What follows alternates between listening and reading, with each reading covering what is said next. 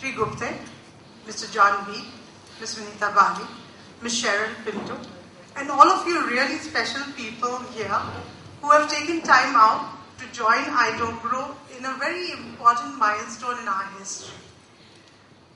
It is with a certain amount of pride and most definitely pleasure that I would like to welcome each one of you today to this celebration of 4 years of Idobro in the social sector.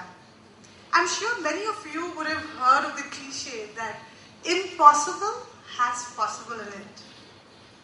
But how many of you have heard that opportunity comes with unity? Honestly, can I have a show of hands? Has anybody ever realized that? Well, neither did I, okay?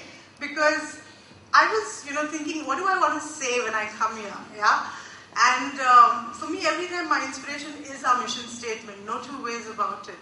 And I was looking at our mission statement and I was saying, okay, we multiply opportunities and partnerships. And suddenly I realized partnership is redundant because opportunity has unity right there in it. And in a way, that really says it all, the reason why we are here.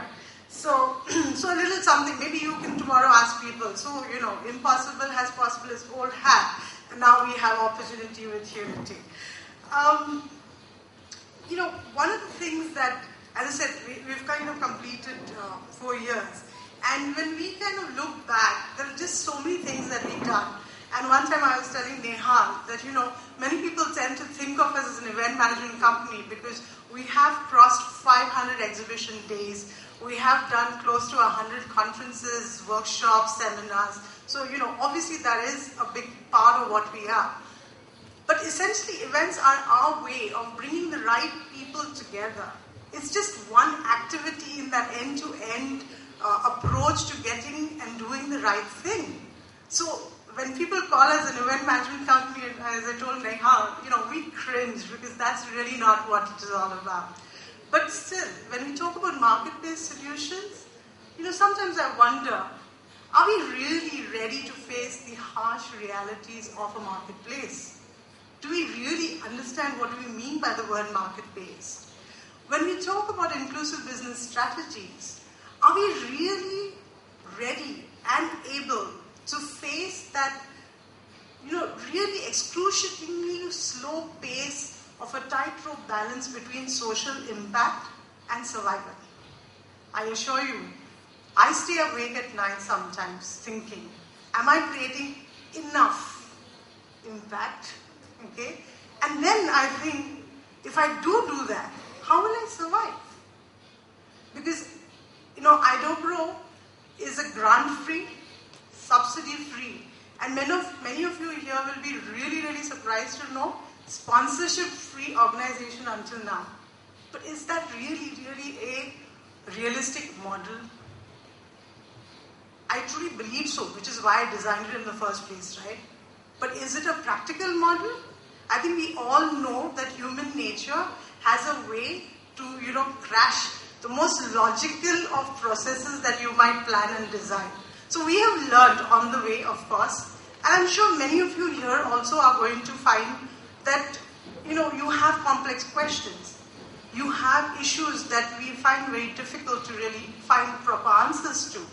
And that's because all of us here, I think, are not satisfied with the status quo that exists in society today. We want to make that difference. And when we want to make that difference, there are no easy answers. But hopefully, at Rise 2030, where we have designed it in such a way that every single participant today will have a voice in those proceedings, will be able to actually equally participate in every single moment and minute of those round tables, so that we can have cross-sectoral dialogue across a very wide range of issues. And I know that we had a lot of talk on this, that can we really do disability with waste? Can we really do finance with water? And I said, no, we have to. Because it is about integrated development. It is not about working in silos. We are all doing good work, but there has to be a way, there has to be a mechanism to bring people together. and talk across these verticals. And that's really what we're trying to do over here. I hope in the agenda book you will see the foreword by Cheryl Kisser, another Cheryl Numbers. She has written a wonderful article and really tells the essence of what we are about, which is, when somebody is across the Pacific, you don't expect to find a kindred spirit in, I would say, beyond 100%. So I do hope you take time to read that. And I think last but not the least, the objective of RISE was to have a low-cost common infrastructure where people could, use that to leverage their strengths and resources. Because we all know how difficult it is and how costly it can be to even achieve whatever little we want to achieve in terms of impact, right? So therefore as I said, RISE was designed based on these points. And I hope that just as I look for answers, I hope that you too, in some way, will discover some of those answers during these roundtables, during these conversations. And I also finally hope that in this small way, Idobro would have helped you multiply your own impact.